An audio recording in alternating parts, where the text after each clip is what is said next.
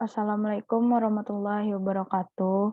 Perkenalkan, nama saya Niken Okta Putriani dengan NIM 19 13 1464. Di sini saya akan menjelaskan suatu artikel yang berjudul Korelasi Informasi Jenis Pekerjaan, Status Sosial Ekonomi Orang Tua dan Sarana Praktek dengan Minat Kerja Siswa Kelas 12 Program Keahlian Teknik Otomotif SMK Negeri 2 Bima tahun ajaran 2015-2016 oleh salah satu mahasiswa Fakultas Keguruan dan Ilmu Pendidikan Universitas Sarjana Wiyata Taman Siswa Yogyakarta 2016. Yang bertujuan untuk video ini bertujuan untuk memenuhi salah satu tugas statistik. Yang pertama, untuk tujuan artikel ini sendiri yaitu yang pertama untuk mengetahui korelasi antara informasi jenis pekerjaan, status sosial ekonomi orang tua, dan sarana praktek dengan minat kerja. Yang kedua, mengetahui korelasi antara informasi jenis pekerjaan dengan minat kerja. Yang ketiga, mengetahui korelasi antara status sosial ekonomi orang tua dengan minat kerja dan mengetahui korelasi antara sarana praktek dengan minat kerja siswa kelas 12 Program Keahlian Teknik Otomotif SMK Negeri 2 Bima tahun ajaran 2015-2016. Untuk pendahuluannya, SMK atau Sekolah Menengah Kejuruan merupakan salah satu institusi pendidikan yang secara khusus bertujuan untuk mempersiapkan peserta didik agar siap bekerja baik secara mandiri maupun mengisi lowongan pekerjaan yang ada. SMK dituntut mampu menghasilkan lulusan dengan kompetensi standar yang diharapkan oleh dunia kerja. Tenaga kerja yang dibutuhkan adalah sumber daya manusia yang memiliki kompetensi sesuai dengan bidang pekerjaannya, memiliki daya adaptasi dan daya saing yang tinggi. Atas dasar itulah, penyelenggaraan pendidikan di SMK senantiasa disesuaikan dengan kondisi dan kebutuhan dunia kerja. Maka dapat disimpulkan bahwa di kota dan Kabupaten Bima masih memiliki tingkat pengangguran di atas rata-rata yang disebabkan oleh beberapa faktor yang mempengaruhi minat seseorang, yaitu informasi jenis pekerjaan, status sosial ekonomi orang tua, yang ketiga sarana praktek. Yang pertama, minat kerja. Minat mengandung unsur keinginan untuk mengetahui dan mempelajari objek yang diinginkan itu sebagai wawasan pengetahuan bagi dirinya. Minat atau disebut juga dengan keinginan seseorang terhadap sesuatu yang ia cita-citakan merupakan hasil kesesuaian antara kondisi dan situasi dengan kebutuhan yang ia harapkan. Minat merupakan suatu sikap yang dilakukan dengan kesadaran seseorang yang akan menimbulkan adanya keinginan. Informasi jenis pekerjaan. Yang kedua, informasi jenis pekerjaan. Sebuah fenomena akan menjadi informasi jika ada yang melihatnya atau menyaksikannya, atau bahkan mungkin merekamnya. Hasil kesaksian atau rekaman dari orang yang melihat tersebut atau menyaksikan peristiwa atau fenomena itulah yang dimaksud dengan informasi. Informasi jenis pekerjaan adalah salah satu faktor yang berperan penting dalam meningkatkan minat kerja seseorang dalam mencari pekerjaan yang sesuai dengan bidang keahlian yang dimilikinya. Selanjutnya, status sosial ekonomi orang tua. Status sosial ekonomi adalah latar belakang ekonomi keluarga atau orang tua yang diukur dengan tingkat pendidikan, tingkat pendapatan, pemilikan kekayaan atau fasilitas, serta jenis pekerjaan. Perbedaan dalam kemampuan mengontrol sumber daya dan berpartisipasi dalam ganjaran masyarakat menghasilkan kesempatan yang tidak setara. Selanjutnya, sarana praktek. Sarana praktek adalah semua perangkat yang menunjang proses pendidikan, baik secara langsung maupun tidak langsung, yang berguna untuk mencapai tujuan pendidikan secara efektif dan efisien. Sarana dan prasarana inilah yang sangat berperan dalam proses belajar mengajar untuk mencapai prestasi belajar siswa. Hubungan antara variabel. Yang pertama, hubungan antara informasi jenis pekerjaan dengan minat kerja. Minat sangat besar pengaruhnya dalam mencapai prestasi dalam suatu pekerjaan, jabatan, ataupun karir. Tidak akan mungkin orang tidak berminat akan suatu pekerjaan akan dapat menyelesaikan pekerjaan tersebut dengan baik. Minat pada dasarnya adalah penerimaan akan suatu hubungan antara diri sendiri dengan sesuatu di luar diri.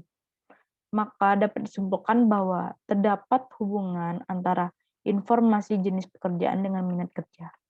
Selanjutnya, hubungan antara status sosial ekonomi orang tua dengan minat kerja. Perbedaan dalam sosial status, kemampuan mengontrol sumber daya dan berpartisipasi dalam ganjaran masyarakat akan menghasilkan kesempatan yang tidak setara. Status ekonomi yang mengalami kemunduran karena tanggung jawab keluarga atau usaha yang kurang maju, maka orang cenderung akan mempersempit minat mereka. Maka dapat disimpulkan bahwa terdapat juga hubungan antara status sosial ekonomi orang tua dengan minat kerja. Yang ketiga, hubungan antara sarana praktek dengan minat kerja. Penggunaan media pengajaran pada tiap orientasi pengajaran akan sangat membantu keefektifan proses pembelajaran dan penyampaian pesan dan isi pelajaran pada saat itu. Di samping membangkitkan motivasi dan minat siswa, media pengajaran juga dapat membantu siswa meningkatkan pemahaman, menyajikan data dengan menarik dan terpercaya, memudahkan penafsiran data, dan memadatkan informasi. Maka dapat disimpulkan bahwa terdapat hubungan antara sarana praktek dengan minat kerja. Untuk metode penelitian itu sendiri yaitu penelitian ini merupakan penelitian ex post facto yang dimana pengukuran dilakukan secara alami tanpa perlakuan khusus atau treatment. Metode pengumpulan datanya menggunakan angket. Teknik analisis data menggunakan analisis deskriptif. Uji hipotesis pertama menggunakan korelasi ganda dan uji hipotesis kedua. Ketiga dan keempat menggunakan uji korelasi parsial yang didahului uji persyaratan analisis, yaitu uji normalitas, linearitas, dan interkorelasi. Langkah awal dalam penelitian setelah data terkumpul adalah pengujian kuesioner dengan menggunakan uji validitas dan reliabilitas. Untuk hasil penelitiannya itu yang pertama menggunakan uji normalitas. Uji normalitas menggunakan rumus hitung kaidah uji signifikasi yang digunakan adalah jika nilai Z hitung dibandingkan dengan nilai Z tabel dengan teknik one sample Kolmogorov-Smirnov test dengan bantuan program komputer SPSS 24 Windows. Untuk tabelnya dapat dilihat di sini, yaitu informasi jenis pekerjaan dari taraf signifikasinya 0,080, untuk status sosial ekonomi orang tua taraf signifikasinya 0,076, sarana praktek taraf signifikasinya 0,054, untuk minat kerja taraf signifikasinya 0,170. Untuk Z tabelnya sama, yaitu 0,05, dan keterangannya itu normal, berdistribusi normal. Berdasarkan data hasil uji Kolmogorov-Smirnov yang di atas ini, dapat disimpulkan bahwa semua data berdistribusi normal. Hasil taraf signifikasi masing-masing variabel besar dari signifikasi Z tabel yaitu 0,05. Yang kedua, menggunakan uji linearitas. Pengujian linearitas berbantu komputer SPSS 21 for Windows. Kriteria keputusan yang digunakan jika harga deviation from linearity lebih besar dari taraf signifikasi yang diambil, yaitu 5% atau 0,05. Berarti terdapat korelasi yang linear antara variabel bebas atau X dan variabel terikat yaitu Y. Variabel pertama X1 dikurang Y, deviation from linearity-nya 0,794, linearity-nya 0,0, taruh signifikasinya 0,05. Dan kesimpulannya linear. Untuk yang kedua, X2 kurang Y, deviation from linearity-nya 0,858, linearity-nya 0,001, taruh signifikasinya 0,05.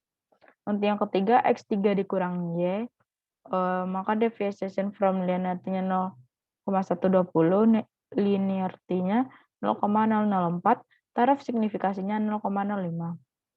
Jadi berdasarkan hasil perhitungan di samping, diketahui bahwa harga deviation from linearity antara X dan Y besar terhadap taraf signifikasi 0,05. Sehingga dapat disimpulkan bahwa informasi jenis pekerjaan, status sosial ekonomi orang tua, dan sarana praktek terhadap minat kerja bersifat linear. Artinya, korelasi tersebut dapat dinyatakan dengan sebuah garis lurus. Apabila mempunyai hubungan yang positif, maka jika variabel satu meningkat, variabel yang lain akan ikut meningkat. Demikian pula sebaliknya. Akan tetapi jika mempunyai hubungan negatif, jika variabel satu naik, maka variabel lainnya akan menurun. Demikian pula sebaliknya. Untuk selanjutnya, menggunakan uji interkorelasi. Uji interkorelasi dilakukan dengan menggunakan bantuan, sama seperti sebelumnya dengan menggunakan bantuan program komputer SPSS 21 for Windows. Untuk variabel informasi jenis pekerjaan, yaitu X1-nya 1, X2-nya 0,453, untuk X3-nya 0,392, dan tidak terjadi interkorelasi. Untuk variabel status sosial ekonomi orang tua atau X2, X1-nya 0,453, X2-nya 1, X3-nya 0,341, dan tidak terjadi interkorelasi. Sarana praktek atau X3, X1-nya 0,392, X2-nya 0,341, untuk X3-nya 1, maka juga tidak terjadi interkorelasi. Hasil analisis yang disajikan dalam tabel ini menunjukkan bahwa nilai korelasi atau variabel bebas X1 sebesar 0,453 besar dari 0,600. Untuk X2 sebesar 0,341 kecil dari 0,600, dan X3 sebesar 0,392 yaitu kecil juga dengan 0,600, sehingga dapat disimpulkan bahwa antar variabel bebas X1, X2, dan X3 tidak ada yang berhubungan secara sempurna atau tidak terjadi interkorelasi.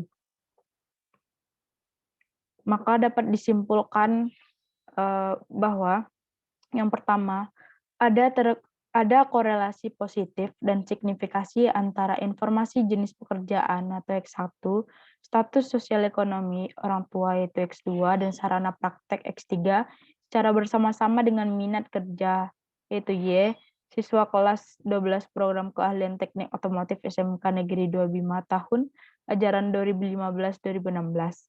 Yang kedua, ada korelasi positif dan signifikasi antara informasi jenis pekerjaan X1 dengan minat kerja, yaitu Y, siswa kelas 12 program keahlian teknik otomotif SMK Negeri 2 Bima tahun ajaran 2015-2016.